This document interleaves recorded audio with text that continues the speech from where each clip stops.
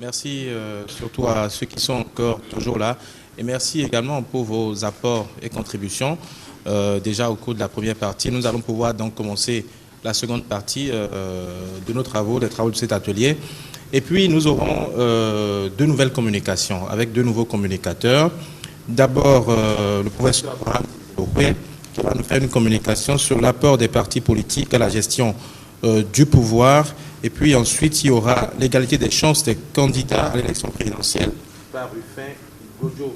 Une fois encore, merci à tous ceux qui sont restés. Je constate que la salle est clairsemée. Beaucoup sont partis, mais ça veut dire que ceux qui sont là sont revenus avec un peu plus de force et qu'on va pouvoir continuer. Merci. Bonjour chers amis. L'apport des partis politiques à la gestion du pouvoir. Je passe après deux communicateurs qui sont sociologues ou historiens. Moi, mon approche sera une approche institutionnelle. Au niveau des institutions, qu'est-ce qu'on peut en dire? Quel apport des partis politiques? Je réponds d'entrée de jeu, deux types d'apports. C'est des idées que les partis politiques peuvent apporter à la gestion du pouvoir. C'est des actes, c'est des actions que les partis ou leurs membres peuvent, n'est-ce pas, mener dans la gestion du pouvoir.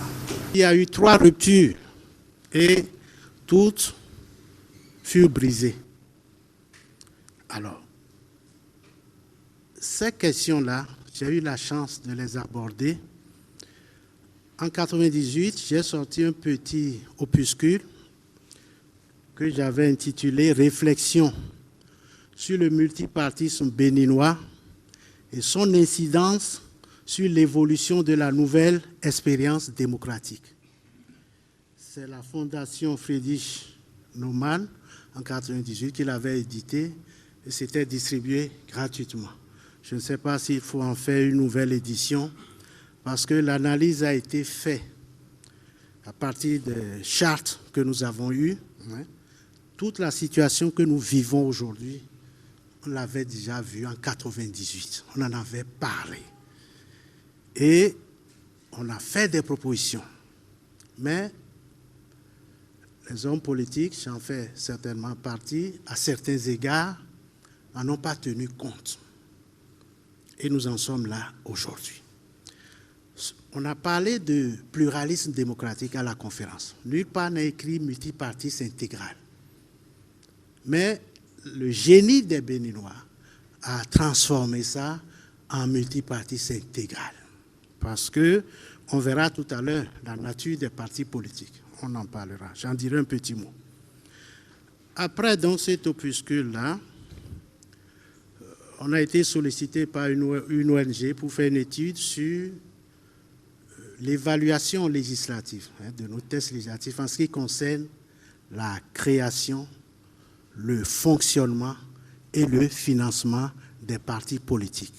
Cette étude, je l'ai faite avec le docteur Badé et on a ça sous la main. Je crois que l'ONG va vous distribuer ça, l'ONG Osiwa.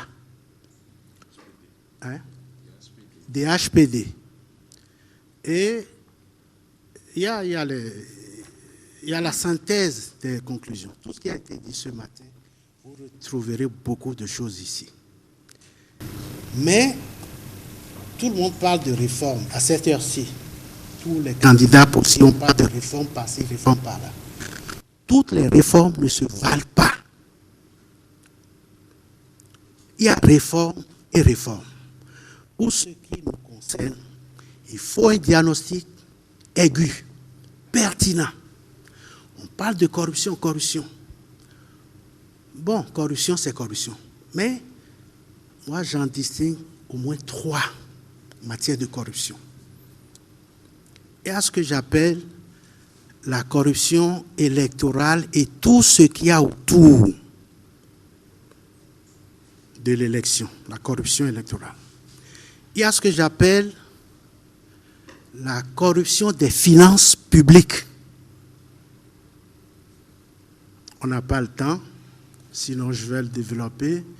les institutions supérieures de contrôle des finances, dans notre pays, nous n'avons pas de contrôle externe.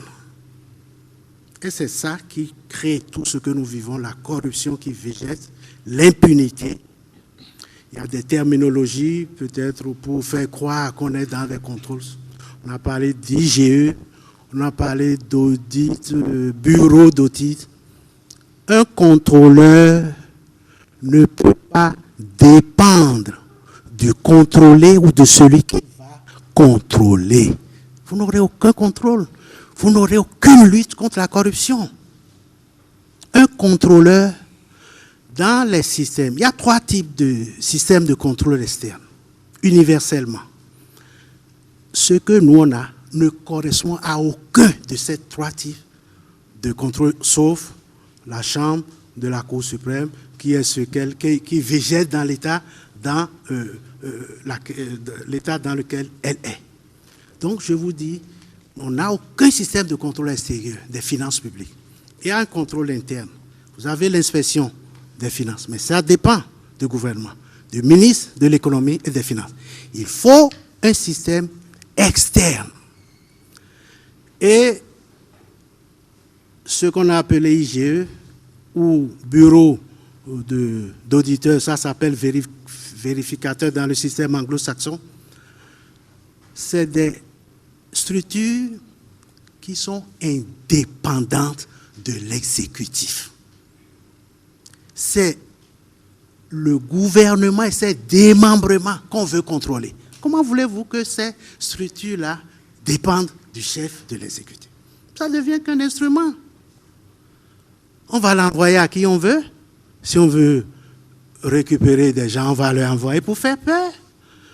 S'il y a des gens qui sont fautifs, on va les mettre sous boisseau. Ces structures devraient dépendre de l'Assemblée nationale et qui doivent aider l'Assemblée à faire ses contrôles. Un député qui va à l'Assemblée, quel bagage il a? Qu'est-ce qu'il connaît? Il faut un encadrement technique. Il faut des gens qui l'encadrent, qui puissent... Lui, il est un décideur. Il choisit, il fait le choix. On n'en a pas. Donc, je vous dis que, de ce point de vue, ces 2 documents que je viens de citer nous font un peu la synthèse de nos préoccupations. Il faut, au premier point, qu'on arrive à une rationalisation du système partisan. Qu'est-ce que ça veut dire? Beaucoup l'ont exprimé. Il ne s'agit pas de décréter 2 partis, 3 partis, etc. On pensait que les gens, les responsables le feraient naturellement d'une échéance à l'autre. Mais c'est l'effet inverse que nous avons vu. C'est tous les week-ends des partis politiques qui se créent. Et quand l'élection approche, c'est la rue. Donc, il faut arriver par des mécanismes, des techniques juridiques, à rationaliser le système partisan. Comme l'a dit mon collègue, ce n'est pas le nombre de partis qui compte. On peut en avoir des milliers, mais il y a les grands partis, les grandes formations. La rationalisation, on a le mode de scrutin, les modes de scrutin. On a la clé de représentativité, pour le seuil de représentativité, c'est 10%. Tous les partis n'ont pas 10%. Vous n'avez pas 10%, vous n'êtes pas représenté à l'Assemblée. Donc, il y a des techniques juridiques. Dans nos études, nous avons montré, nous sommes allés jusqu'à voir la situation des jeunes, des femmes. Des partis peuvent être bonifiés parce qu'on a mis en position éligible des jeunes. On peut bonifier des listes. Ça se passe au Mali. Pour bonifier des listes parce qu'on a mis des femmes à telle position éligible. C'est des éléments de motivation qui vont faire que les gens vont se resserrer. Donc, il y a des techniques juridiques. Alors, le cadre institutionnel, je vous dis d'entrée de jeu, notre Constitution, elle est solide. Rien n'est parfait. Il y a des réglages à faire à des endroits. Mais ce qui a manqué le plus, c'est la qualité des tests législatifs et réglementaires. Et ça, on peut le faire quand c'est la loi, si c'est au niveau de la loi.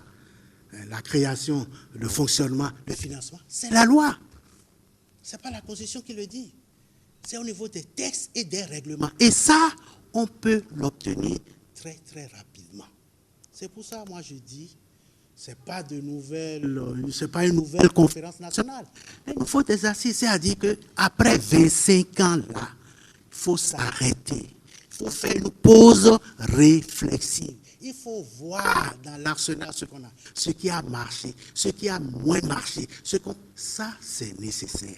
Et ça, c'est l'affaire de nous tous, de tous les acteurs, de la société civile, des jeunes, des femmes. C'est l'affaire de tout le monde. Bon, cette initiative, le gouvernement aurait pu prendre ça. Ça a échoué. Mais la société civile peut prendre ça. Les jeunes, il y a plein de structures de la société civile qui sont sur le terrain. CONAB, les anciens, le Fonds citoyen, il y a plein de structures. J'ai entendu parler de transition, c'est vrai, mais qu'est-ce que nous mettons dans la transition? Il faut définir. Avant l'élection, il faut le faire pour obliger les candidats à adhérer à ces idées, pour éclairer les électeurs dans leur choix. Il faut le faire avant et on peut le faire après également. Donc, par rapport à la corruption électorale, l'étude a montré que la première cause de corruption chez nous, c'est la corruption électorale. Le professeur Tokpanou vous a dit combien coûte une assise politique quand vous allez, ce que ça coûte. Qui a cet argent-là pour le faire de sa poche? Quel est le fonctionnaire qui, après 30 ans, peut avoir 1 milliard, 2 milliards pour faire une campagne électorale? Qui, dites-le, il n'y en a pas. On fait quoi? On s'adresse aux sponsors. Comme il a dit, il n'est pas un philanthrope, le sponsor. Il faut qu'il récupère. Donc, je me rappelle très bien du président Kérékou du temps, l'ambassadeur Poyon, qui était son conseiller technique, le disait. Il voyait venir les affaires et la politique, la collusion. Il dénonçait ça. Je n'ai jamais oublié. Nous en sommes là. Mais avec ce régime, les choses sont allées au top niveau. Nous sommes au pied du mur. C'est la faute des partis ou ce n'est pas la faute des partis, leur responsabilité est engagée. Je puis dire qu'ils ont dormi sur leur laurier depuis 25 ans. Les partis doivent savoir que ce type de fonctionnement ne peut pas marcher. On doit aller prendre l'argent chez des gens pour se faire lire. Ceux-là, ils ont commencé à comprendre que si c'est l'argent qui fait passer, pourquoi je n'irai pas moi-même? Donc, après les premières émotions, il faut que on reste la tête froide sur les épaules pour voir la problématique de la prochaine échéance. J'ai dit sur un plateau qu'au législatif, il y avait un thème de campagne clair. C'est la révision opportuniste ou non de la Constitution. Autour de ça, la campagne des législatives s'est structurée. Ceux qui étaient pour, on les a vus. Ceux qui étaient contre, on est allé à l'Assemblée. On a eu le résultat qu'on a. Pour les locales, c'est une autre logique. C'était le développement, ça fait un fourre-tout, vous avez vu les résultats. Nous allons vers la prochaine échéance. Sur un plateau, en débat contradictoire avec un collègue, le bâtonnier Migan, sur KPFM, vous pouvez chercher à aller. On est allé, il disait, quel thème? On est à quelque chose, je ne voudrais pas choisir. J'avais dit ce jour-là, idée contre argent. Mais je rectifie. L'argent en tant que tel n'est pas une mauvaise chose. L'argent n'est ni bon ni mauvais.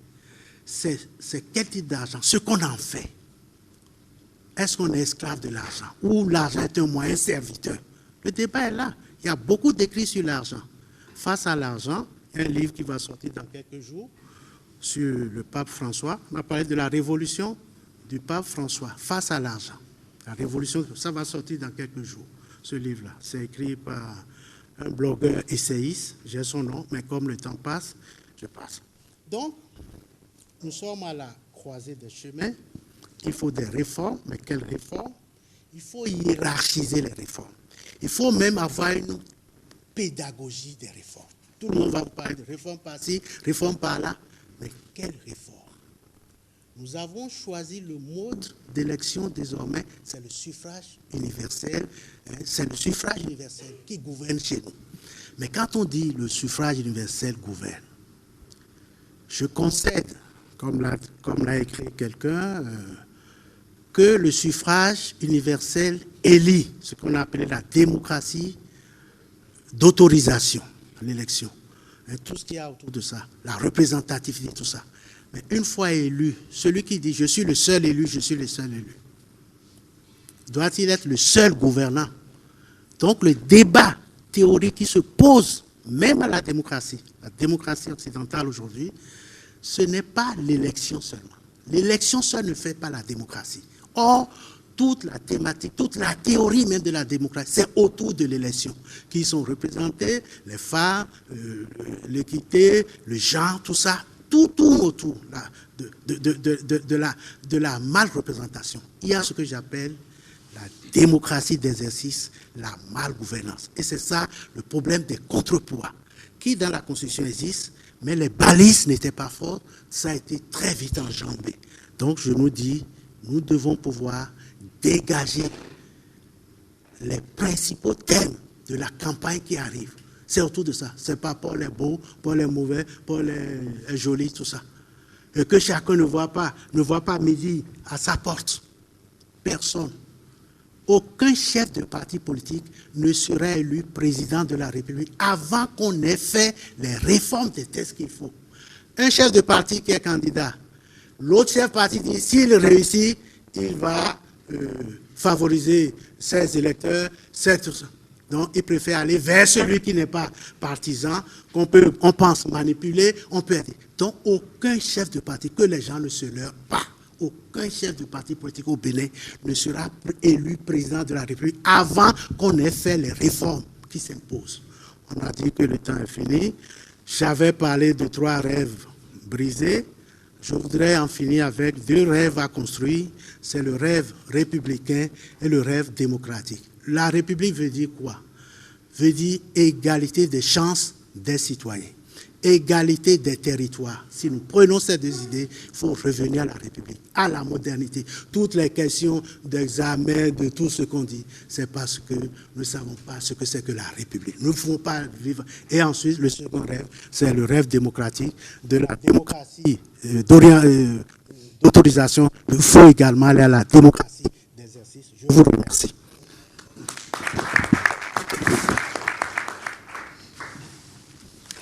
Merci, Monsieur le Président. Même pris à coup, vous réussissez quand même à nous servir ce que nous attendions. Donc nous vous remercions infiniment pour ces quelques éléments de réflexion que la salle, qui permettront à la salle de réagir. Ensuite, nous allons passer la parole à Rufin Godjo, comme on a dit, qui est directeur à la Sénat et qui a fait un travail sur l'égalité de chance des candidats à l'élection. Et nous avons souhaité qu'il vienne aujourd'hui nous faire partager ses opinions. Et je voudrais lui laisser la parole pour 20 minutes, 25 maximum, pas plus. Le thème qui m'a été confié, c'est l'égalité des chances des candidats à la présidentielle au Bénin.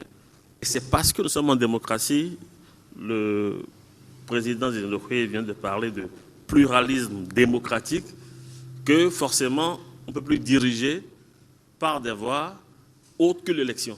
Il faut bien passer par la voie des élections pour avoir exercé une position publique. C'est pour cela que le Bénin a organisé plusieurs élections. On pourrait dire que nous apparaissons comme le pays africain pauvre mais champion des élections. On en a beaucoup organisé.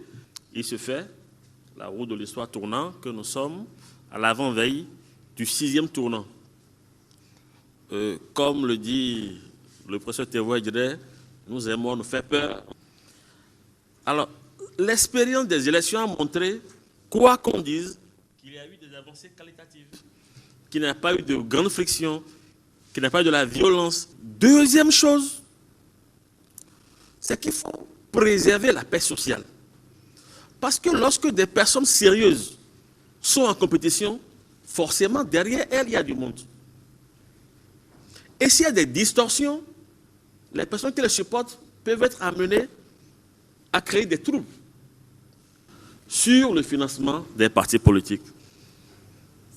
Il y a un an, on était très prudent parce qu'il était difficile de sortir des preuves, des collusions qu'il y a entre le monde des affaires et le monde de la politique.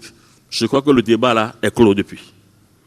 Le débat est clos parce que, au moins, on peut démontrer que les fortunes africaines du monde francophone, parmi les fortunes africaines du monde francophone, rapport force, il y a M. Patrick Talon, il y a Sébastien Diavon. Je ne vois vraiment pas par quelle alchimie les partis politiques pourront inverser la tendance aujourd'hui et écraser les indépendants qui sont déjà très avancés au niveau de l'opinion. Pour le sérieux du pays, pour notre notoriété et pour la dignité, ça ne fera pas trop bien que quelques plaisantins se lèvent pour dire qu'ils veulent diriger le Bénin. Je suis d'accord avec l'honorable candidat Zanaï qui parlait de candidature en aluminium. Non, il faut vraiment du sérieux, des gens vraiment qui ont l'étoffe et qui peuvent apporter un plus par leur trempe et par leur vision au Bénin. Mais lorsque j'ai mis ensemble tous ces éléments-là, je vis à une conclusion peut-être surprenante, mais qui est ma conviction, c'est qu'il est difficile de cerner la question de la chance, parce que c'est un peu complexe. Et j'ai lu un article de M. Yanson dans la Nouvelle Tribune, non pas la Nouvelle Tribune, l'événement précis, qui parle de l'univers invisible, qu'au bout de la chaîne, ce qui fait le déclic final en faveur d'un homme ou d'une femme, pour la magistrature suprême, échappe un peu au rationnel. Et ça, c'est ma conviction. Néanmoins, dans ce parcours initiatique éprouvant, beaucoup de choses qui échappent à notre rationalité peuvent se produire. Donc le meilleur, celui qui aura eu la chance de faire une bonne synthèse, pourra s'en sortir. Voilà les éléments que je voudrais soumettre à notre réflexion pour que les questions et contributions nous permettent d'améliorer. Merci.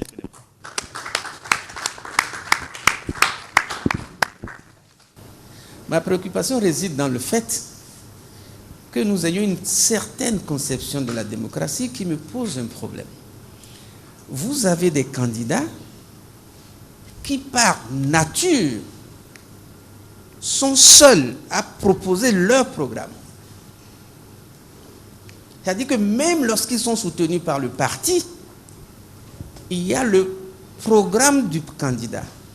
Mais on est dans un pays où, en dehors de ces partis-là et de la logique partisane, il se trouve des individus, des structures dites de la société civile qui veulent imposer des thèmes aux acteurs politiques. C'est un contresens. Ils n'ont aucune leçon à recevoir de vous. La seule chose qui relève de votre pouvoir, c'est votre bulletin de vote.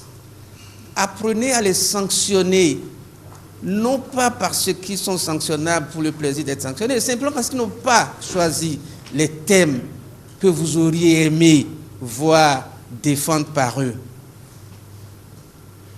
C'est ça la logique qu'on aurait dû adopter. Moi, j'en appelle par exemple une solution simple, à ce que tous les partis politiques décident de voter pour un candidat politique. Parce que la fonction présidentielle, c'est une fonction politique par excellence. Comment voulez-vous la confier à des non-politiques, à des acteurs non-politiques? C'est la première fonction politique d'une république, c'est le président de la République. Mais chez nous au Bénin, on éprouve un malin plaisir à le donner à quelqu'un simplement parce qu'il vous a donné de l'argent. Mais il faut qu'on arrête. Il faut qu'on arrête parce que le système, c'est nous. Il ne nous est pas extérieur. Le système, c'est vous et moi, chacun avec son bulletin de vote. C'est ça qui transparaît dans les urnes. Mais si on ne comprend pas ça, on sera dans les incantations jusqu'à ce que le coup d'État arrive. Le problème de notre constitution, le problème que tout ce que nous disons aujourd'hui, c'est en 90. Nous avons bâti un monarque. Et je ne l'ai pas écouté depuis le matin. Je l'ai lu un peu, j'ai lu quelques littératures. Mais non, le président de la République est un monarque. Et c'est lui qui empêche la démocratie du Bénin d'avancer. On a parlé des partis politiques, mais ils étaient depuis 60. Avant, ils ont toujours participé au pouvoir public. Toujours. Ce n'est que. Quand on prend l'histoire de Aomanegbe, Apiti, Maga, tout ça, après Jinsou, tout ce que. C'est leur parti. Ils ont gouverné seuls, l'un avec l'autre, un peu avec les militaires, parfois les trois ensemble. Mais c'est toujours eux. Et ils se partageaient les postes. Sous la Révolution, on a créé le Conseil national et puis après on a fini par créer le parti. Et il fallait être membre du parti. Bon, évidemment, il y avait certains très à côté du parti qui gouvernaient. Donc, c'était le parti. Après 90, c'est toujours les partis. À la Cour constitutionnelle. À la Haute, d'ailleurs, ils ont envoyé la première mandature, on a envoyé les partisans, les gens des partis politiques. Il a fallu un tollé pour que l'Assemblée vote une loi rectificative. Mais bon, c'est toujours les partis, ils sont là. Quand vous regardez les membres de la HAC, c'est des politiques. Quand vous regardez, quelle institution n'est pas animée par les partis politiques? Si on doit travailler, il faut travailler sur le monarque. C'est moi. C'est moi. Regardez le Carrefour, il y a les photos du chef de l'État partout. C'est pas possible dans un pays normal. Dans un pays démocratique. On dit sport, c'est le président de la République. On dit emploi, c'est le président de la République. Et on affiche. Moi, je ne suis pas opposant. Hein. Je ne suis pas opposant. Je suis militant de parti qui est membre du FCBE. Je suis yaïste quand je me revendique. Mais j'ai ma liberté de voir les choses. Et ce n'est pas possible. On se croirait dans des pays. Même Kérékou sur la Révolution refusait ces choses-là. On ne pourrait pas voir Kérékou partout comme ça, avec machin, dans tous les carrefours. Donc, quand vous rentrez à Cotonou, vous voyez ça, vous vous demandez, l'intelligence, ce pays, est-il encore intelligent? Est-ce qu'il y a encore des gens bien qui pensent bien normalement dans ce pays? J'ai dit aux gens, ils n'ont pas voulu comprendre, parce que les gens doivent manger. J'ai dit, oui, mais on peut imaginer autre chose pour que vous continuiez à manger, mais enfin. Je voudrais, ne pourrait-on pas appréhender et encadrer le financement des partis politiques par le secteur privé et œuvrer plus pour le contrôle des comptes de campagne? De l'autre côté, je voudrais aussi dire, le financement des partis politiques se trouve heurté à la non-limitation des mandats des députés et des maires. Parce que si on limite le mandat des députés et des maires, ça pourrait permettre tout au moins la régénération de la classe politique ou tout au moins l'alternance au niveau du parti politique. Je voudrais poser aussi une dernière question par rapport à l'égalité de chance des candidats. Est-ce que le président, candidat à sa propre succession, cesse d'être président pendant la période de campagne? Le président, lorsqu'il soutient un candidat, cesse-t-il d'être citoyen? Merci. Je voudrais intervenir sur 2 points. Le premier, depuis ce matin, j'ai fait un constat. Le tableau est peint et des thérapies ont été proposées, essentiellement des réformes. Mais ce que l'on oublie, c'est que ce sont des hommes qui changent les choses. Si on veut changer quelque chose dans ce pays, il faudrait qu'au niveau des hommes qui animent la vie politique, qu'il y ait changement de mentalité. Les institutions ne valent que par les hommes chargés de leur animation. Il y a une réforme à faire au niveau des hommes. Pas seulement des réformes institutionnelles, pas seulement des réformes au niveau des tests. Il faudrait que nous prenions, nous qui avons la charge, je veux parler de ceux-là, même si je ne fais pas partie de ceux qui gèrent, prennent l'engagement de respecter les tests, prennent l'engagement de respecter les institutions. C'est fondamental. On a parlé de l'égalité de chance des candidats, entre autres propositions, donc solutions, on a parlé du financement des partis politiques. D'accord. Mais il y a une question essentielle que l'on oublie souvent lorsque l'on aborde le problème des élections, et notamment des élections présidentielles. Le problème du mode de scrutin. Contrairement à ce que l'on pense, le scrutin majoritaire à 2 tours n'est pas le meilleur. Non. Même si c'est le système traditionnel, c'est un système traditionnel qui est appliqué un peu partout dans le monde. Parce que quoi? Lorsque vous prenez ce mode de scrutin, d'abord, c'est un mode de scrutin qui permet à l'électeur d'éliminer au premier tour et de choisir au second tour. Et l'élection n'est juste que lorsqu'elle permet de désigner le candidat que l'on appelle ou le candidat susceptible ou capable de gagner tous les duels possibles. C'est-à-dire que lorsque vous le mettez dans un duel avec les différents candidats pris individuellement, il est capable de les battre. Et c'est ce qu'on appelle le vainqueur de Condorcet. Si l'élection n'est pas en mesure de désigner le vainqueur de Condorcet, ce n'est pas une élection juste. Et c'est ce que nous constatons. Vous avez vu en 2002, en France, les Français s'attendaient à voir au second tour de l'élection présidentielle Chirac et Lionel Jospin. Mais en oubliant que pour que Jospin soit au second tour, il faut voter pour lui au premier tour.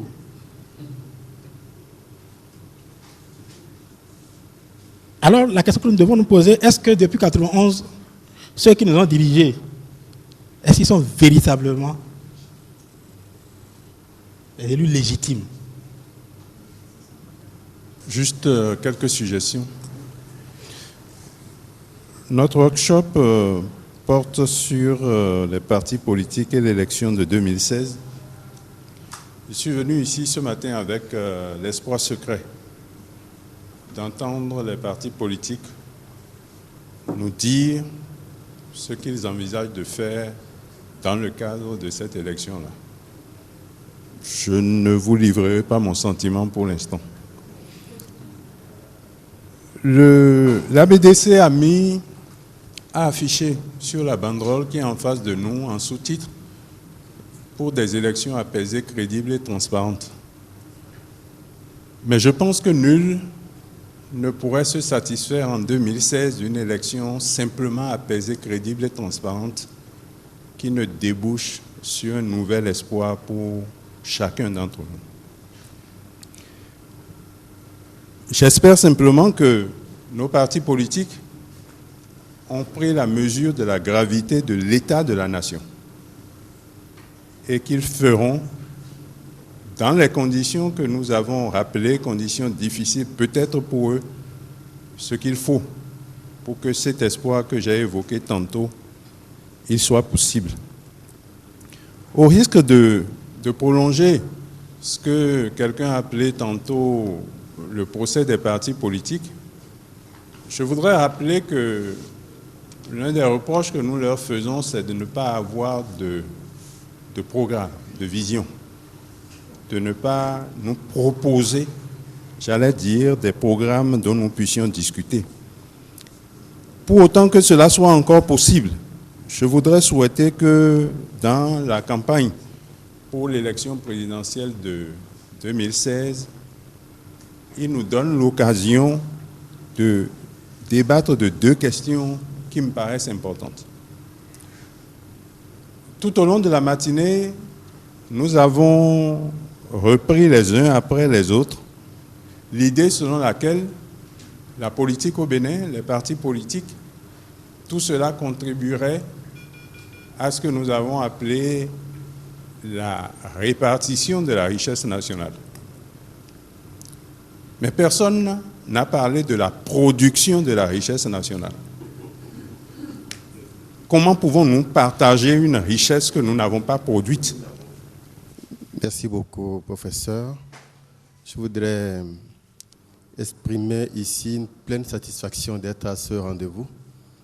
J'étais très sûr que je pouvais passer 1 heure ou plus 2 heures de temps avec vous, mais j'ai été impressionné par la qualité des débats, mais surtout le niveau d'engagement que cela requiert de chacun de nous pour que nous puissions tous être capables de construire des alternatives crédibles pour que le Bénin se retrouve et que les Béninois se retrouvent entièrement dans des visions qui se développent. Et lorsqu'on écoute les candidats, lorsqu'on écoute les partis politiques, nous avons l'impression finalement qu'ils ne s'inscrivent pas dans une logique, je dirais une vision mobilisatrice de l'avenir. Il faut que nous prenions nos responsabilités. Il faut que chacun, quel qu'il soit, où qu'il soit en mesure de dire « c'est notre affaire, c'est mon affaire ». Je vais aborder deux sujets importants. L'égalité des chances, tel que vous l'avez évoqué, je l'ai beaucoup apprécié et je voudrais demander, est-ce que la Constitution de notre pays ne limite pas l'égalité des chances? Dans un sens que je voudrais seulement aborder pour les conditions d'âge aujourd'hui. Lorsque la Constitution, l'une des constitutions aujourd'hui, parmi toutes les constitutions, limite les conditions d'âge, est-ce que ça ne limite pas les égalités de chances? Quand je pense seulement à la borne inférieure des jeunes, et je voudrais aborder la question, il faut avoir 40 ans pour qu'on puisse s'engager. Je dirais la majorité civile et la majorité civique. Pourquoi à 18 ans, les jeunes peuvent être utilisés pour envoyer quelqu'un au pouvoir? Il faut qu'ils aillent jusqu'à avoir 40 ans d'abord avant d'être éligibles. Ça, c'est le premier niveau. Le deuxième niveau, c'est l'âge de 70 ans. Le président actuel de la Côte d'Ivoire est élu à 74 ans. Il est au pouvoir, c'est avec tout ce que cela comporte, bien évidemment. Mais je voudrais revenir à nos politiciens du Bénin aujourd'hui et qui aujourd'hui sont au garage complètement. Après 23, 24 ans de démocratie, où c'est encore des acteurs qui ont beaucoup encore à apporter à notre pays. Les voilà subitement au garage. Les voilà incapables de générer au sein de leur parti des possibilités ou des gens qui pourraient, n'est-ce pas, être identifiés. Regardez comment il a été impossible pour eux, ou je dirais quasiment inadmissible à notre niveau, que ceux-là ne soient pas en mesure de nous montrer quelqu'un qui soit de leur parti pour la relève. Parce que simplement, peut-être, ils ne se sont pas préparés à cela. Mais en fait, ce que je voudrais dire, est-ce qu'à 70 ans, Amoussou Bouino ne peut pas encore diriger ce pays?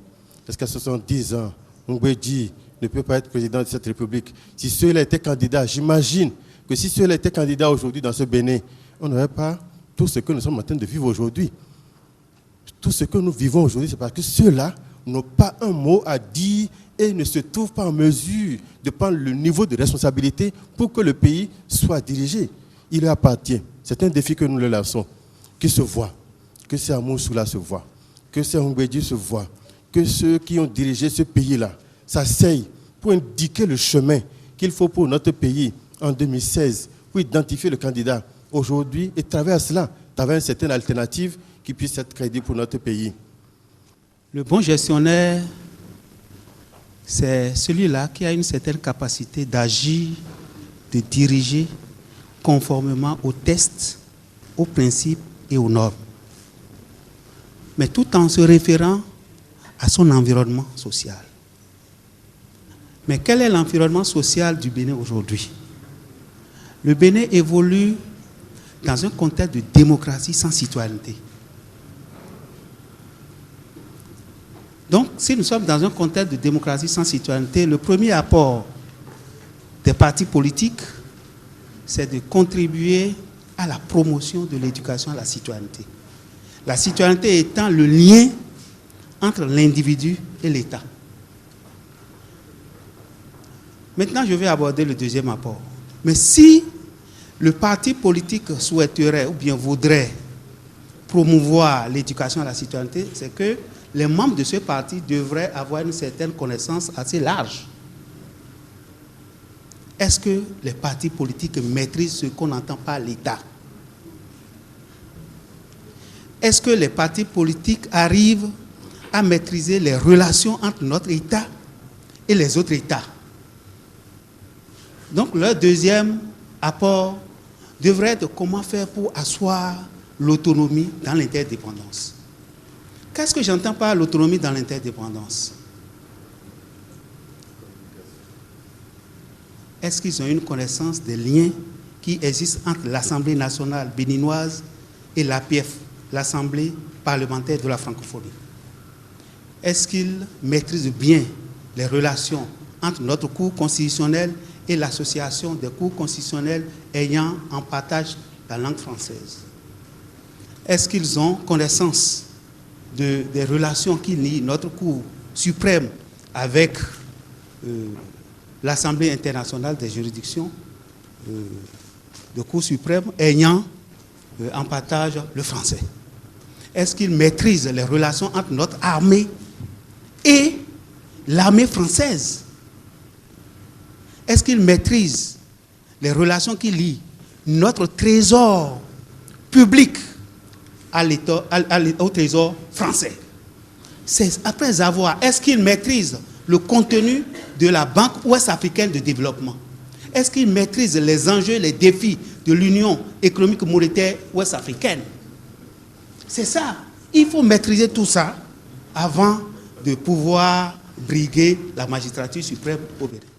C'est quand le professeur Abraham Zizinokwe dit que, je crois que c'est lui, la nomination, la désignation des membres de la Cour constitutionnelle.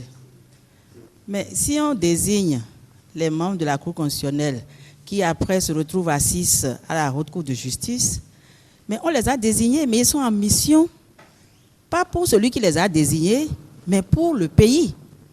Mais c'est qu'une fois arrivés là-bas, les gens que vous pensez d'ordinaire, de gens recommandables, vous les retrouvez dans des positions impossibles, où vous vous posez la question de savoir, mais est-ce la même personne?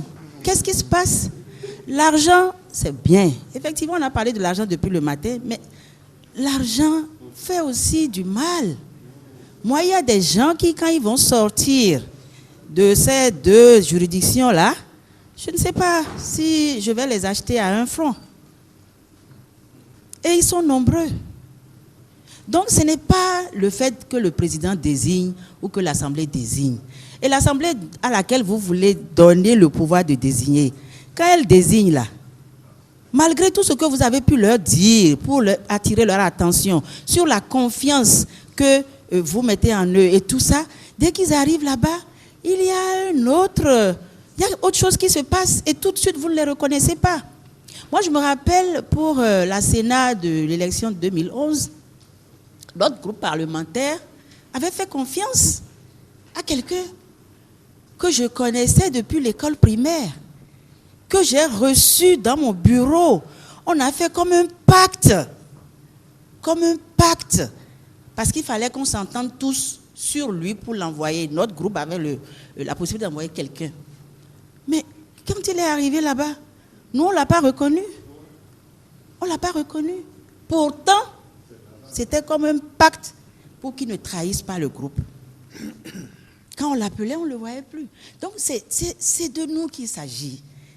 Et c'est pour ça que les assises ou tout ce que les gens proposent ici, je suis d'accord. Mais après ça, là, est-ce que nous sommes prêts à changer? L'argent, on va où avec l'argent? Quand on sait que le jour J, là, c'est 2 mètres carrés, point final. Vos enfants ne pourront même pas gérer ça. Ils seront obligés, même quand vous vivez vous-même, vous êtes obligés de vous cacher. Ceux qui vont sortir de là, ils vont se cacher. Ils vont rouler dans quoi? Pour être tranquilles. Même s'ils ne voulons pas les lyncher, ils auront toujours la conscience qu'il va les titiller au point où ils ne seront pas à l'aise. Donc, il s'agit de nous. Moi, c'est ce que je voudrais d'abord dire. Et maintenant, poser la question à mon ami et frère Goudjo.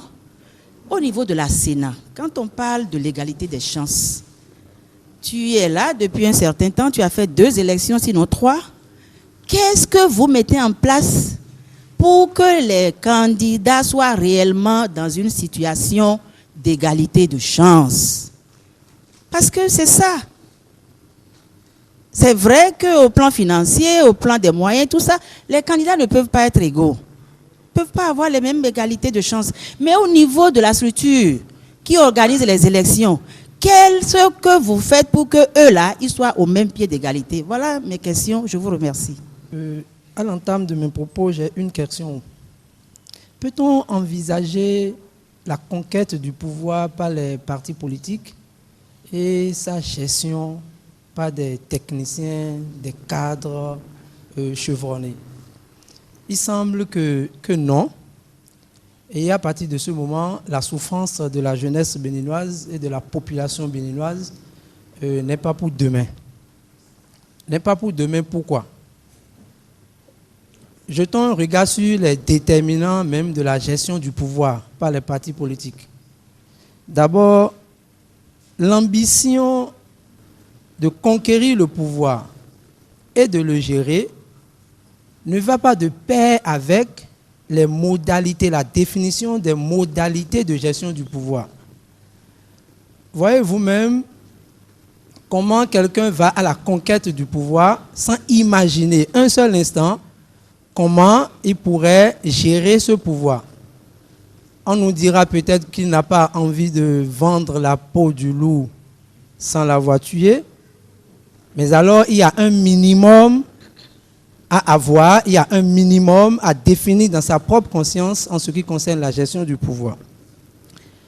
Et au surplus, si vous voyez bien comment il se partage déjà le mode de gestion du pouvoir, notamment au second tour, vous voyez très bien que ça joue sur du néant.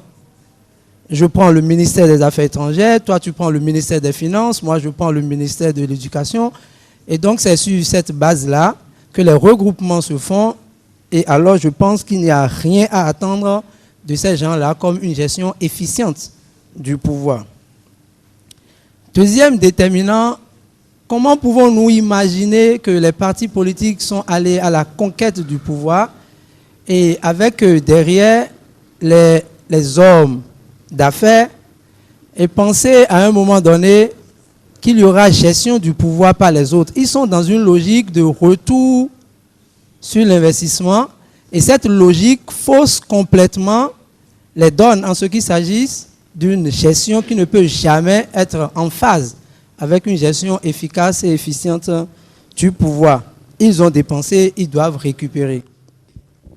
C'est malgré moi que je suis venu à cette rencontre après près de 4 ans ou 5 ans, 6 ans d'absence. À un moment donné, j'ai dit ça va, je reste chez moi. Pourquoi? La gestion du pays, c'est quelqu'un qui m'a vu la fois passée. Et il me présentait à l'un de ses amis, oubliant que cet ami me connaissait. Il lui disait, je te présente professeur Koupaki. Quand la personne a dit oui, professeur Koupaki prophétisait. C'est vrai. Tout ce qui se passait, on voyait ça, non? Et il a suffi qu'on soit devant, ou du moins qu'on ait en face un gouvernement tricheur. La tricherie aussi, c'est parfois recommandé. Dans ce que l'autre dit, il aurait suffi que le gouvernement en face triche un peu pour améliorer sa gouvernance, non? Voilà là où nous en sommes. Ça fait honte. Et aujourd'hui, tout le monde parle. Voilà un pays où il n'y a pas de retraite politique. Voilà aussi un pays où les partis politiques gèrent bien le pouvoir. Il n'y a pas un parti qui ne gère pas le pouvoir au Bénin. On adore ça. Et surtout qu'on n'aime pas jouer aussi l'opposition, non? Vous voilà. Je me rappelle une année là, on a voté une loi sur l'opposition. Jusqu'à ce que le gouvernement a pris un décret d'application. J'ai la loi ici. Je vais vous verser ça. Demandez à tous ces partis politiques combien d'entre eux ont adhéré à cette loi. On fait cette déclaration en bonne et due forme. Il n'y a qu'un seul parti au Bénin. On était 2 partis à avoir opté pour la déclaration officielle d'opposition. Il y a NEP Michal Odo et avant MENEP, il y avait UCR. Par la suite, NEP, ne voulant pas rester trop dans l'opposition, a dû se rabattre sur le pouvoir. Et s'il y a un parti qui a encore résisté, c'est le parti UCR Union pour la cause républicaine, créé en 1997 par Dr Koupaki Clotaire, je vous en prie. C'est de ça qu'il s'agit. Mais disons-nous la vérité. Excusez-moi, la loi sur l'opposition est là. Le décret d'application est là. En fonction de ça, le parti UCR a fait une déclaration en bonne et due forme pour être un parti de l'opposition. Aucun de ceux qui étaient venus ce matin n'a fait cette déclaration. C'est des déclarations verbales. Pourquoi vous aimez ça? C'est pas sérieux. On a commencé une démocratie depuis 25 ans. Le pays ne marche pas, disons la vérité. Y compris même au sein des partis politiques. Nous avons fait 25 ans de démocratie. Tous ces pays qui nous entourent sont venus recopier nos constitutions. Mais ça fait honte, non? Le pays ne marche pas, nous nous amusons avec, nous nous insultons. On ne se respecte pas. C'est pas sérieux. Si par votre canal, quelque chose peut se passer, tant mieux. Des gens ont fait 20 ans. Si je prends ma maman Rosine Soglo, 6e mandat, vous savez, tout dernièrement, une alliance m'a proposé comme candidat. Vous savez combien de voix j'ai eu dans la 16e? 400 voix. Je dis 400 voix. Moi, Clotaire Koupaki. J'ai dit quoi? Dans ce pays, excusez-moi, un professeur, alors là, c'est fini. C'est fini, effectivement. Prenez-vous au sérieux. Merci. Je ne serai pas long. Je voudrais remercier tous les intervenants pour leur rapport, puisque nous n'avons pas eu suffisamment de temps pour éclairer tous ces aspects-là. Mais il y aura d'autres moments où nous pourrons aller en profondeur de tout ce que nous pensons que nous pouvons faire pour notre pays. Bon, il y a quelques questions clés, quelques interventions clés sur lesquelles nous pourrons dire un ou deux mots. Par rapport à mon collègue Tokbanou, il parle de son poste où il a mis 4 voix. Bon, moi je dirais 2 voix, il faut réduire à 2. La voie radicale et la voie réformiste, c'est tout. Il n'y a pas 36 solutions. Si nous voulons la voie radicale, nous l'avons connue. Nous avons connu des coups d'État dans ce pays. Ça nous a amené où? On en a vu dans les pays d'à côté. Le Ghana qu'on cite comme exemple. Aujourd'hui, Rollins, il est là. Le Ghana est comment? Donc, personnellement, ce ne sera que une solution de subsidiarité. Sinon, nous avons des textes, nous les étudions. Nous avons des hommes qui appliquent ces textes. Si ces textes-là ne sont pas bons, on les change, on fait des réformes. Et on fait des efforts en matière d'éducation, de formation, pour que les gens, les hommes qui doivent appliquer ces textes-là, qui les appliquent. Et dans les choix que nous ferons, il n'y a que la pratique sociale qui puisse déterminer l'un par rapport à l'autre. Sinon, vous voyez quelqu'un, qu'est-ce que vous pouvez savoir de lui en tant que tel? Il n'y a que sa pratique sociale. Est-ce qu'on l'a vu à l'œuvre? Est-ce qu'on l'a vu faire? Comment il a fait? Le bulletin, je suis d'accord avec mon collègue, mais le bulletin, le sens que le bulletin a pour lui et pour moi, est-ce que ce bulletin a le même sens pour ma tante au village? Est-ce qu'elle connaît le sens de ce bulletin qu'on lui donne d'aller voter? Il nous revient, les élites, de les éduquer. Et les moyens d'éducation, c'est de ça que nous parlons.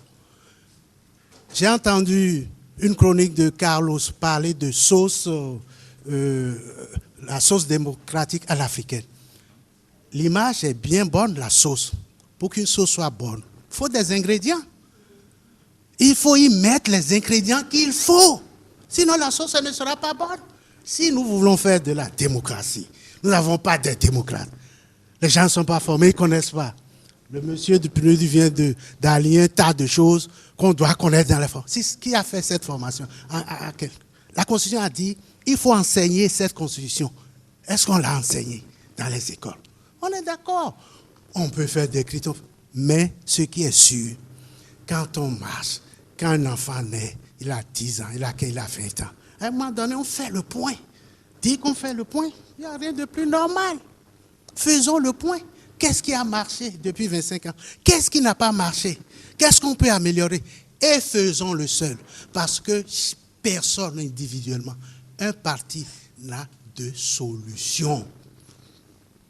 Vous ne pouvez rien faire seul. Et le développement, ce n'est pas une affaire d'un mandat, de 2 mandats. Ce n'est pas une affaire d'une génération, de 2. Chacun vient apporter sa pierre.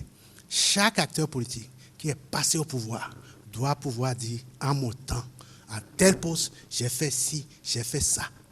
L'argent, c'est un rapport individuel, personnel. Chacun de nous a un rapport par rapport à l'argent. Chacun de nous a un rapport par rapport au pouvoir politique. Excusez-moi, les hommes, on doit avoir un rapport par rapport à la femme par rapport à l'homme. Ça, c'est une question d'éducation, de morale, d'éthique personnelle. Et tous les jours, et au quotidien. C'est ça, il n'y a pas de miracle. On peut raser ce qu'on veut. Ça ne changera rien. Il faut avoir la patience, la tête froide, d'analyser chaque circonstance, de savoir qu'est-ce que je peux apporter, moi, individu, à la pierre. Chacun cherche à voir ce qui va gagner tel poste, telle nomination. Le cadre béninois ne connaît que deux choses, poste et argent, comme on a dit. Et la question d'argent doit être dans le débat. C'est la question des moyens. Aujourd'hui, nous avons un pouvoir qui a tous les moyens.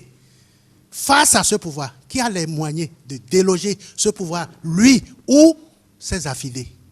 C'est la problématique aujourd'hui. Il n'y en a pas deux. On a un pouvoir en place qui a les moyens de se succéder à lui-même. Celui ou ceux qui peuvent, ils doivent s'entendre sur un certain nombre de choses avant. Vous pouvez prendre l'ouvrier le plus humble à la veille de son élection. Il est parfait. Le lendemain de son élection, allez le voir, il aura changé. Il ne faut pas attendre longtemps. Le lendemain de l'ouvrier le plus tonitruant à la veille de l'élection, c'est lui. On monte sur les barricades, on fait ceci, cela. La veille de l'élection, le lendemain de son élection, allez le voir. Ce ne sera plus le même ouvrier. Donc c'est pour vous dire qu'il faut garder la tête froide par rapport au pouvoir. Il y a le pouvoir politique, vous avez le pouvoir d'argent et vous avez le pouvoir des idées. Quand nous parlons d'idées, chacun est libre de penser ce qu'il veut, les idées. On ne peut pas imposer à quelqu'un. Quelqu'un veut être candidat, il a ses idées. Moi, je ne veux pas être candidat, j'ai mes idées. Personne ne m'empêchera de dire ce que je pense. Donc les idées, moi je dis, je suis candidat au débat d'idées. Je l'ai dit depuis 3 ou 4 mois. Les gens qui ont des idées, qui veulent être président, qui viennent dans des débats contradictoires, on va échanger pour voir ce que chacun a dans le ventre. Si je vais dire ceci, cela, d'accord. Mais le concret, du concret, on va en parler. Et on verra qui connaît le pays, qui connaît les institutions, qui connaît les liaisons entre ceci et cela. Parce que on parle de réforme, tout le monde parle de réforme. Toutes les réformes ne se valent pas. Il y a une hiérarchisation des réformes. Il y a une pédagogie des réformes. Et ça, vous verrez que c'est par là qu'on sortira. Il n'y a rien d'extraordinaire, rien de nouveau sous ce soleil. Dans le monde là, tout ce qui s'est passé, on a vu. Tout va se passer, on peut en avoir une idée, quand on a de la vision prospective. Donc, soyons cool, calmes, et rien ne se passera. Il ne faut pas se faire peur. Ce qui ne va pas, cherchons à changer. C'est tout. Et soyons des hommes voulant faire mieux, mieux demain qu'aujourd'hui, mieux aujourd'hui qu'hier. C'est tout. Il n'y a pas de miracle. Merci beaucoup, Monsieur le Président. Monsieur Godjo, vous avez la parole. Merci beaucoup. Le professeur Topanou a fait allusion au rôle de l'argent et à la fraude électorale. Je suis entièrement d'accord avec lui. C'est des éléments qu'on va intégrer pour améliorer la réflexion. Il y a quelqu'un qui a demandé si le candidat à sa propre succession ne peut pas, disons, utiliser les moyens de l'État. Quand est-ce qu'on sait qu'il est candidat et quand est-ce qu'on sait qu'il agit, est-ce qualité? C'est difficile, très difficile. Je voudrais demander à l'ami qui a posé la question d'aller à la Fondation Frédéric Chebet, prendre un ouvrage intitulé « La régulation et l'autorégulation des médias en période électorale ». C'est difficile à régler cette question-là. Quelqu'un a demandé si la Constitution du Bénin ne limite pas les chances. On balise toujours un peu la candidature dans tous les pays du monde. On ne peut pas se lever pour devenir candidat. Peut-être la citoyenneté, l'âge, est-ce qu'on a des zones avec la justice, etc. etc. Et donc, au Bénin, oui, on a dit qu'il faut avoir 40 ans au moins et 70 ans au plus. Pour l'instant, c'est notre réalité. S'il y a une révision constitutionnelle, on pourra revenir là-dessus. Aux États-Unis, on dit, si vous n'êtes pas né sur le territoire américain, vous ne pouvez pas être candidat. Obama est né dans les îles Hawaï à Honolulu. Il aurait pu naître au Kenya ou en Afrique du Sud ou en Grande-Bretagne, il ne serait jamais président. Donc il y a toujours des petites limitations. On est obligé de vivre avec et voir Bon, je voudrais demander votre indulgence sur les questions relatives à la Sénat. En fait, j'ai été invité, disons, en tant que Rufin Gojo par le professeur Yvon. Ce n'est pas la Sénat qui m'a envoyé, mais je ne ferai pas la langue de bois sur l'essentiel.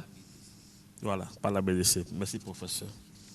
Voilà. Donc, qu'est-ce que la Sénat met en place pour l'égalité des chances des candidats?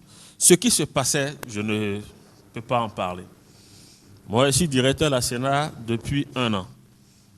Je puis vous dire qu'aujourd'hui, il est quand même extrêmement difficile d'organiser une fraude qui prospère. Une fraude qui prospère. On nous demande de faire la computation des suffrages. Tel parti, telle voix, tel autre parti, telle voix, etc. Pour faire cela, on pourrait avoir un logiciel pour calculer. Pour les 2 élections passées, la Sénat a installé 3 logiciels gérés par 3 cabinets différents. Chaque commissaire a envoyé son émissaire dans la salle informatique. Et le cabinet A calcule, on attend. Le cabinet B calcule, on attend. Le cabinet C calcule, on sort les 3 procès-verbaux, on voit s'il y a, ils ont tombé sur les mêmes chiffres avant d'aller à l'apurement. Ce que nous faisons maintenant, on peut peut-être améliorer, il y a des idées pour améliorer, mais pour ce que je sais, oui, la faute de la Sénat, je crois qu'elle communique mal. Elle communique mal et elle montre trop le côté grotesque lié à l'argent sale qui circule mais la réalité interne est un peu plus policée. Je crois que les acteurs peuvent être rassurés que la tricherie, je crois, est difficile aujourd'hui. Extrêmement difficile, je crois. Je crois. Et je vous prie de me croire quand même sur cette... Là. Bon, quelle place au projet de société? Non, nous parlons des éléments, disons, un peu exogènes. Les éléments que le candidat ne contrôle pas. Le projet, c'est le candidat même qui est au cœur de son projet de société, avec ses cadres naturellement. Donc, ça, il contrôle. Mais nous parlons des éléments qu'il ne contrôle pas, qui peuvent l'influencer, mais en bien ou en mal. Je crois que c'est les quelques questions que j'ai pu relever. Les autres sont les contributions. Je voudrais vous remercier pour votre attention. Merci beaucoup. Mais juste avant le mot de fin de Madame Franck Harit de la Fondation Hans Seidel, nous allons écouter très rapidement le secrétaire général de l'association pour une petite synthèse de tout ce qui a été dit ici. Mesdames et messieurs, j'ai bien noté que non seulement il s'agit d'une synthèse, mais elle doit être encore petite. Le professeur a expliqué qu'il était difficile de se pencher sur une expérience en cours, d'autant que les partis politiques avant, c'est une expérience en cours, pendant, c'est à venir, et après, c'est encore plus tard. Au Bénin, ici, c'est surtout le top-down que nous avons. C'est-à-dire que des amis, des gens qui se connaissent, se mettent ensemble, ont l'idée de créer un parti politique, font des tests et autres, et c'est après qu'ils proposent cette structure pour chercher l'adhésion, pour chercher l'extension. L'extension, pourquoi? Parce que d'habitude, ça a un ancrage régional ou local, et après, il s'agit de chercher des extensions auprès de relais, de personnes relais dans d'autres localités pour obtenir, dans la mesure du possible, une certaine couverture nationale. Le facteur régional ou ethnique, a-t-il dit, n'est pas à déplorer. Il s'agit plutôt de constater que notre société est comme ça et de voir ce qu'on peut utiliser, comment on peut utiliser cette réalité-là pour la dépasser, et que normalement un parti qui s'ancre dans un milieu, lorsqu'il a cessé de grandir dans ce milieu-là, doit chercher à élargir, à être un grand problème selon lui.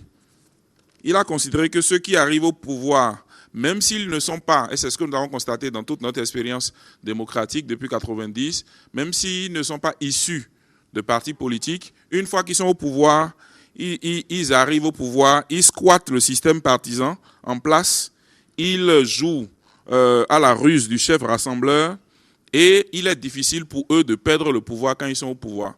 Effectivement, l'expérience politique a montré qu'en dehors du président Soglo, tous ceux qui sont arrivés au pouvoir sans parti politique ont gagné les élections qui ont suivi.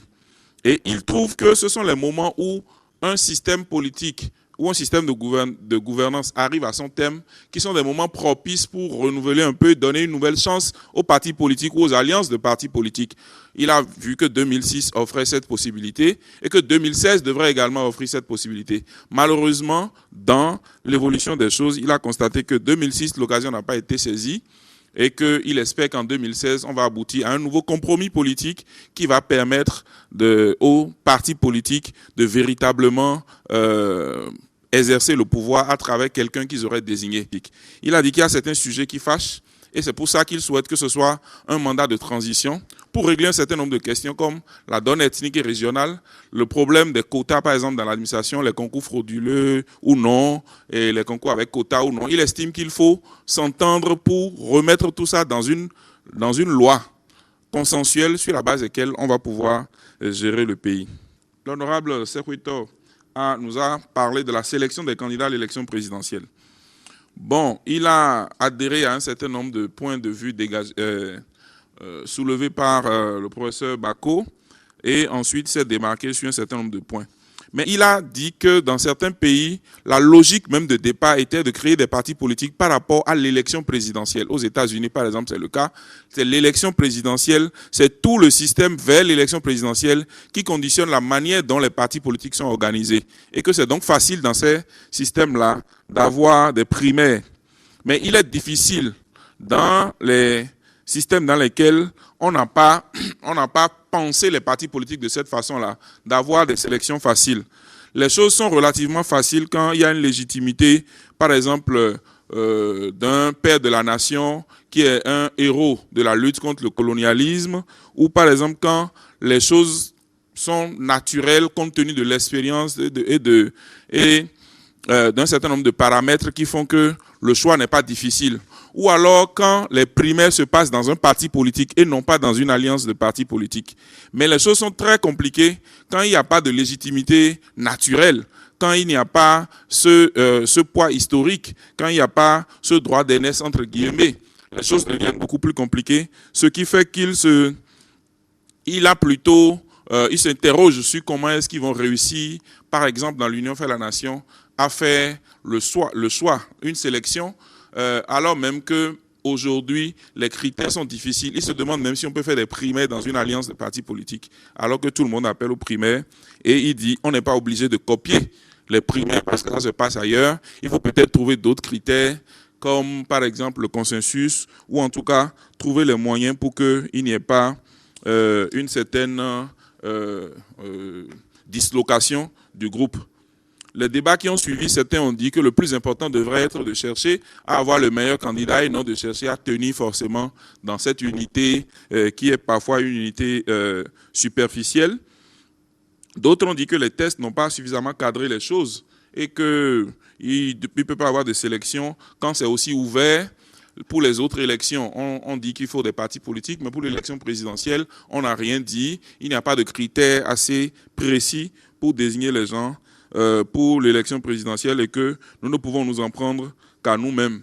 Plus personne ne veut faire de l'opposition. Il est dur de faire de l'opposition. Il y a les gens qui ne connaissent même pas les peuples qui veulent diriger. Ils se lèvent, personne ne sait quel est leur parcours, quelle est leur connaissance du pays et ils s'improvisent candidats à l'élection présidentielle parce qu'il n'y a aucun critère. La formation, la relation avec l'argent sont autant de choses qui déstructurent la marche des partis politiques et leur capacité à désigner des candidats de manière relativement facile. Le phénomène de l'oiseau rare, qui est considéré comme un phénomène récent, on nous a rappelé que depuis 1946, avec le père Oppiet, on a assisté plus ou moins au phénomène de l'oiseau rare. Ce qui peut-être aujourd'hui fait un peu l'originalité, c'est que c'est lié au contexte précis dans lequel on est. En 90, il fallait quelqu'un pour payer les salaires. On a pris l'ancien administrateur de la Banque mondiale et cette mode semble être une mode actuelle. Néanmoins, dans tous les grands changements que nous avons eu dans notre pays, on a l'impression que le phénomène de l'oiseau rare persiste. Et globalement, les gens ont souhaité compte tenu de ce que Alédio 1 est mort, même physiquement, il faut penser à Alédio 2, c'est-à-dire il faut prendre le temps de discuter à nouveau des fondements de notre démocratie, corriger ce qu'il faut corriger. Maintenant, les modalités, tout le monde ne s'est pas entendu. Certains pensent que c'est maintenant, d'autres c'est après, d'autres pensent que... en tout cas, sur les modalités, il n'y a pas eu une entente. La responsabilité des élites a été rappelée. La responsabilité politique des élites a été rappelée. Alors, dans l'après-midi, après la pause déjeuner, nous avons entendu le président Abraham Zizinokwe qui a pris au pied levé, ici même dans la salle, la place du ministre Akindes qui n'était pas disponible. Et il a échangé avec nous sur sa conception de l'apport des partis politiques à la gestion du pouvoir. Et dans une approche institutionnelle où il a dit qu'il fallait qu'on réfléchisse sur un certain nombre de réformes nécessaires. Sinon, on va toujours pleurer sur nos rêves brisés. Il a cité un certain nombre de rêves selon l'évolution historique de notre pays. Nous avons eu beaucoup de rêves révolutionnaires, démocratiques, etc. Et il estime que la corruption, le rôle de l'argent, la place que chacun de nous, le rôle que chacun de nous donne à l'argent, sont autant de facteurs qui influencent un peu la manière dont nous évoluons. Et que tout dépend aussi de la conception de la démocratie que nous avons. La démocratie aujourd'hui est réduite à une démocratie électorale, à une démocratie d'autorisation qui permet aux gens d'accéder au pouvoir. Et on a l'impression qu'après cela, dans l'exercice même du pouvoir, on ne cherche plus à réfléchir sur les modalités de participation des citoyens à l'exercice du pouvoir. Et que si nous ne développons pas suffisamment la démocratie d'exercice, nous ne pouvons pas atteindre les deux objectifs qui nous restent, les deux rêves qui nous restent, le rêve démocratique et le rêve républicain. Monsieur Rufin Godjo a essayé nous a entretenu sur l'égalité de chances des candidats à l'élection présidentielle. Il a estimé que l'élection présidentielle n'est pas une élection ordinaire, c'est une élection très importante, différente des autres, et qu'il y a beaucoup de choses qui peuvent influencer ce qu'on peut appeler l'égalité de chances des candidats à l'élection présidentielle. Par choix arbitraire, il a axé sa réflexion sur deux grands volets qui peuvent manifester une certaine inégalité de chances entre les candidats. C'est la question de l'impact des médias et c'est aussi la question, je me rappelle, l'impact des médias, je vais me rappeler du deuxième point, et le défi du financement des élections. Donc, sur l'impact des médias, il a estimé que il y a des distorsions très graves. Ceux qui sont au pouvoir maîtrisent, par exemple, l'office de radiodiffusion et de télévision. Ils peuvent passer, ils ont un temps illimité pour passer leur message, alors que les autres sont inaudibles. Les autres sont inaudibles parce que quelqu'un d'autre l'ajoutera un peu plus tard. Aujourd'hui, on fait beaucoup plus de communication, on ne fait plus du journalisme. Donc, les médias sont un élément essentiel dont il faut revoir un peu la place dans la possibilité d'égalité de chances que cela peut offrir aux uns et aux autres. Sur le financement même des partis politiques, il a constaté qu'aujourd'hui, ceux qui finançaient de derrière le rideau ont estimé qu'ils pouvaient eux-mêmes se mettre dans l'arène et descendre dans l'arène et tenter leur chance. Cette manière de faire crée effectivement une distorsion, une inégalité de fait entre les candidats. Il a donc souhaité que les partis politiques reprennent un peu plus leur place. Il faut pour cela redorer leur blason parce que pour l'instant, l'image des partis politiques n'est pas très bonne dans l'opinion. Il faut améliorer également le mode de sélection de nos candidats par un certain nombre de mesures qu'il a proposées. Les débats qui ont suivi sont allés vraiment dans beaucoup de directions. Certains ont dit, est-ce que c'est vraiment de débats que nous avons encore besoin ou nous allons faire une révolution, une rébellion démocratique, une insurrection populaire, on a même parlé de coup d'État. certains sont allés plus loin en souhaitant, en disant qu'il y a quelques années, une bombe aurait dû sauter au PLM à Ledjo pour nous débarrasser, entre guillemets, de la classe politique qui était en train d'installer un nouveau système politique. Mais il m'a semblé que dans la salle, cela a été désapprouvé. Un des facteurs importants de l'égalité de chance a rappelé un débatteur et qui a été oublié par le présentateur, c'est la fraude. C'est la fraude. C'est vrai que plus tard, M. Rufin Godjo nous dira qu'aujourd'hui, d'après son expérience vieille d'1 an à la Commission électorale nationale autonome, il est difficile encore que des fraudes massives soient faites. Le débat avait quand même été levé sur des fraudes passées. Certains ont dit avec conviction que aucune élection présidentielle n'a été régulière au Bénin et que vous avez toujours ceux qui ont perdu les élections qui peuvent documenter à leur manière leur conviction, à savoir que leur leader a perdu parce qu'il n'avait pas assez bien fraudé comme celui qui a gagné. Bon, donc la question du financement est revenue plusieurs fois. Comment est-ce que les partis politiques peuvent être aussi performants si ils ont la concurrence des hommes d'affaires et qu'eux-mêmes n'ont pas les moyens pour pouvoir faire face? On nous a même donné des chiffres. Il faut à peu près entre 2 et 3 millions pour faire une seule activité politique. Et comment un parti politique sérieux qui veut faire 3 activités politiques dans chaque commune du Bénin pendant l'année et ce qui va lui coûter à peu près le milliard, comment est-ce qu'il peut le faire de manière sincère? Et enfin, je peux signaler également la question des personnes qui sont chargées de mettre en œuvre les tests. Nous n'avons pas un problème de tests, nous avons un problème de tests, ou nous avons un problème de conscience personnelle ou de relation personnelle avec l'argent, avec les tests, avec un certain nombre de concepts. Et nous aurons beau faire toutes les réformes que nous voulons, si nous ne remettons pas le facteur personnel, le facteur individuel et le facteur moral au cœur de tout ce que nous faisons, nous aurons agi pour rien. Voilà globalement ramassé les principaux points qui nous ont retenus au cours de cette journée. Je vous remercie. Merci beaucoup à l'équipe de Kaludia qui nous a donc rendu possible cet atelier.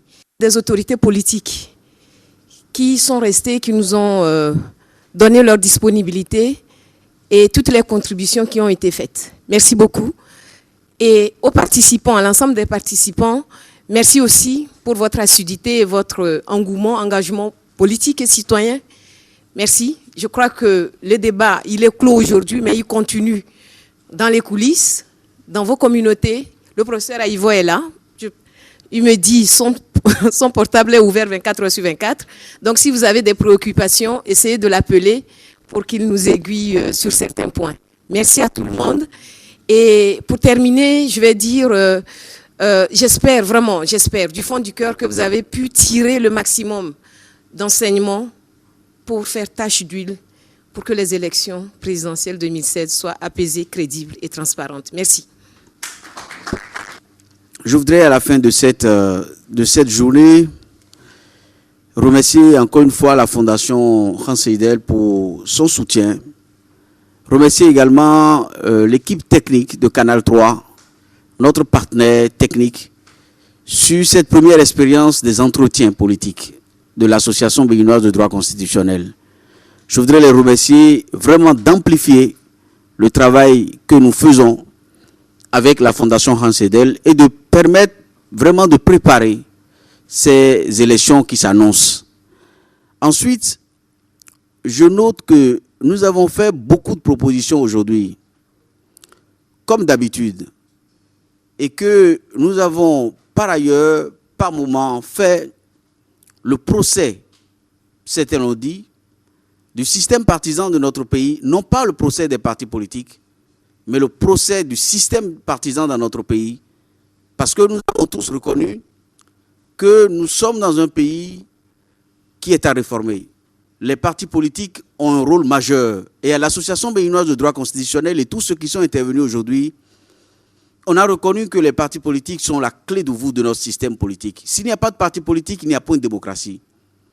et que les critiques que nous avons adressées, en tout cas le diagnostic que nous avons fait, ne vise qu'une seule chose, c'est d'améliorer le système, c'est de réformer le système, non pas pour faire remplacer les partis politiques par les individus, mais pour davantage asseoir le rôle des partis politiques dans l'animation de notre démocratie. Nous continuons à l'association de parler, d'inciter au dialogue, de multiplier les occasions d'échange avec les personnalités politiques qui nous font l'amitié, la confiance et l'honneur de participer à nos activités, parce que nous sommes persuadés qu'un pays dans lequel on ne débat pas, un pays qui n'échange pas, un pays qui ne discute pas, est un pays qui n'a aucune espèce de chance de se réformer. À la fin de notre premier entretien, nous n'avons pas gâché notre journée. Nous avons échangé, nous avons discuté, nous sommes d'accord sur certaines choses et pas sur d'autres. C'est déjà pour moi beaucoup. Et je voudrais, au nom de l'association, au nom de tous ceux qui ont travaillé à l'association, tous ces jeunes vaillants qui se battent pour l'association, je voudrais les remercier et vous remercier encore toutes les personnalités qui sont restées jusqu'à la fin.